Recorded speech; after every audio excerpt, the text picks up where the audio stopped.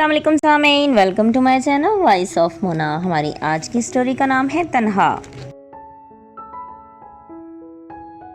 وہ اسٹیشن پر ٹرین کا انتظار کر رہی تھی۔ ساتھ چھوٹا بھائی تھا، سگے بہن بھائی تھے اور اپنے سوتیلے باپ کے سلوک کی وجہ سے اپنے سگے باپ کو ڈھونڈنے جا رہے تھے۔ بھائی کی آنکھیں خراب تھیں اور تیز بخار بھی تھا، اس کے لیے وہ بہت پریشان تھی۔ وہ بھی تکلیف میں تھا۔ کھانا وہ گھر سے بنا کر لائی تھی۔ وہ پشاور جا رہے تھے۔ پھر ٹرین آ گئی۔ وہ دونوں اپنی سیٹ ڈھونڈ کر بیٹھ گئے۔ ٹکٹ وہ پہلے ہی کروا چکے تھے۔ کافی لمبا سفر تھا۔ کھڑکی کے پاس والی سیٹ تھی۔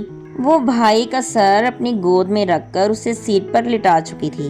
پھر ٹرین چل پڑی۔ اسے کافی دیر بعد بھوک محسوس ہوئی۔ بھائی کو اٹھایا، دونوں نے کھانا کھایا۔ پانی کا چھوٹا سا کولر بھی وہ ساتھ لائی تھی۔ کھانا کھا کر زہرا نے ظہیر کو لٹا دیا۔ تم سو جاؤ، میں جاگ رہی ہوں۔ وہ سو گیا۔ وہ خود رسالہ نکال کر پڑھنے لگی۔ وہ میٹرک پاس تھی اور ایف اے کی اسٹوڈنٹ تھی۔ سوتیلا باپ بہت تنگ کرتا تھا۔ ماں نوکری کرتی تھی، وہ دونوں کو بلا وجہ مارتا۔ ماں کو بھی ان کے خلاف بھڑکاتا۔ زہرا سمجھدار تھی، ظہیر کو بہت پیار کرتی تھی، اس لیے ساتھ ہی لے آئی۔ اب اسے اس کی فکر ہو رہی تھی۔ اسے بخار تھا بہت تیز، ساتھ ہی اسے اب ماں کا بھی خیال آ رہا تھا کہ وہ ہمیں گھر میں نہ پا کر پریشان ہوں۔ اس کا ذہن بہت پریشان تھا۔ اسے یہ بھی نہیں پتا تھا کہ جہاں وہ جا رہی ہے وہاں اس کا باپ ملے گا بھی یا نہیں۔ وہ ایڈریس بھی پتا نہیں صحیح تھا یا نہیں، پھر بھی اسے جانا تو تھا ہی۔ اسے ہلکی ہلکی نیند آنے لگی۔ بھائی کے ہاتھ سے اپنا ہاتھ باندھ لیا۔ اس کی آنکھیں زبردستی بند ہو رہی تھیں۔ ظہیر ہلا تو اس کی آنکھ بھی کھل گئی۔ کیا ہوا؟ کچھ نہیں، آپ سو جاؤ، اب میں جاگتا ہوں۔ پھر وہ سو گئی۔ شور سے آنکھ کھلی۔ وہ کوئی اسٹیشن تھا۔ ٹرین کافی دیر رکی، پھر چل دی۔ اب دونوں بہن بھائی اٹھ کر بیٹھ گئے تھے۔ انہیں لوگوں سے خوف بھی آ رہا تھا۔ پھر ٹرین چل پڑی۔ ان کی منزل آنے والی تھی۔ پھر ٹرین مطلوبہ جگہ رک گئی۔ وہ اسٹیشن سے باہر آ گئے اور رکشہ لے کر ایڈریس پر پہنچے۔ پتہ چلا وہ وہاں سے کافی عرصہ پہلے ہی جا چکے تھے۔ وہ دونوں مایوس ہو گئے۔ ان لوگوں نے انہیں کھانا کھلایا۔ پھر وہ واپسی کے لیے روانہ ہو گئے۔ آگے کا پتہ نہیں تھا کہ وہ کہاں چلے گئے تھے۔ وہ ٹرین کا ٹکٹ لے کر بیٹھ گئے۔ پھر ٹرین آئی اور واپسی کے لیے روانہ ہو گئے۔ دونوں ہی بہت خاموش تھے۔ ابو نے کبھی ہمیں ملنے کی کوشش ہی نہیں کی، ورنہ شاید ہم ان سے دور نہیں ہوتے۔ کیا پتہ یہ ان دونوں کو ہی پتہ ہے۔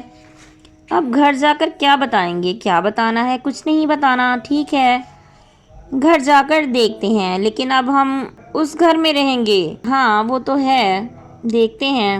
نہیں، یا وہ رہے گا یا ہم۔ ہاں ٹھیک ہے، ابھی تو پتہ نہیں کیا حالات ہوئے ہوں گے ہمارے آنے کے بعد۔ نہیں ہوا ہوگا کچھ بھی، امی کو ہی تکلیف ہوئی ہوگی، اور کون ہے ہمارا؟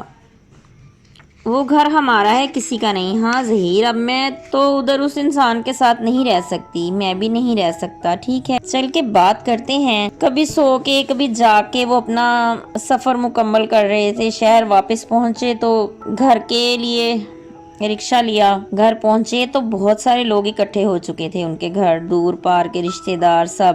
انہیں دیکھ کر سب خوش ہو گئے۔ ماں والہانہ پیار کیے جا رہی تھی۔ کہاں گئے تھے تو ہم اپنے ابو کے پاس گئے تھے۔ کہاں ابو کے پاس؟ پھر زہرا نے سب بتا دیا۔ ان کی ماں جانتی تھی کہ وہ مر چکا ہے، لیکن ان کو نہیں بتایا تھا۔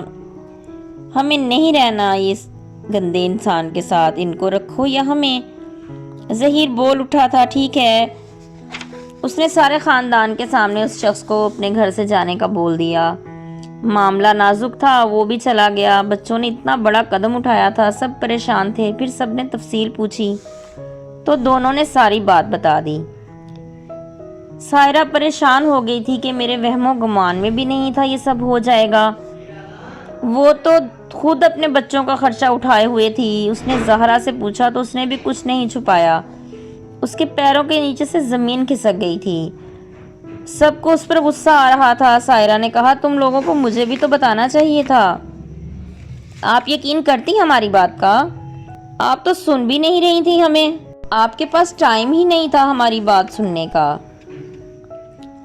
سائرہ روئے جا رہی تھی۔ وہ اکیلی عورت سارے گھر کا بوجھ اٹھائے ہوئے تھی۔ پھر اس کے بھائی نے اس شخص کو منع کر دیا کہ ادھر نہیں آنا اب، ورنہ اچھا نہیں ہوگا۔ سائرہ خوش تھی، بچے واپس آ گئے تھے۔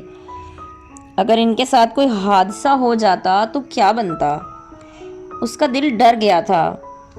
جیتے رہیے، خوش رہیے، ملتے ہیں اگلی کہانی کے ساتھ۔